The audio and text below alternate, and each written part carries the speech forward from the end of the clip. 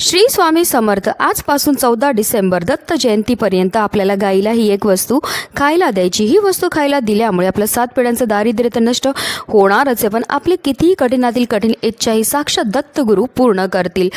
अतिशय उच्च कोटीची ही सेवा आहे। आपल्याला काय करायचं आहे, दत्त जयंतीपर्यंत तुम्ही दररोज ही सेवा करू शकतात किंवा किमान एकदा तरी तुम्हाला करायची। जी वस्तू आपल्याला गाईला खायला द्यायची ती म्हणजे पिवळी केळी, कारण दत्तगुरूंना पिवळ्या वस्तू अतिशय प्रिय आहेत। त्यांना पिवळी फुलं, पिवळी फळं अतिशय प्रिय आहेत, म्हणूनच आपल्याला गाईला पिवळी केळी खायला द्यायची। तर गाय जर तुमच्या घरी असेल तर घरच्या घरी गोसेवा तुम्ही करू शकतात किंवा गोठ्यात किंवा गोशालेमध्ये जाऊन सुद्धा तुम्ही ही गोसेवा जी आहे ती करू शकतात। सर्वप्रथम गाईच्या दोन्ही पायावर आपल्याला पाणी अर्पण करायचं, तिची आरती करायची आणि आपल्या हातातनं गाईला ही केळी जी आहे ती खायला द्यायची आणि त्यानंतर आपल्या मनातली इच्छा ही बोलायची आहे। श्री स्वामी समर्थ। जय जय स्वामी समर्थ।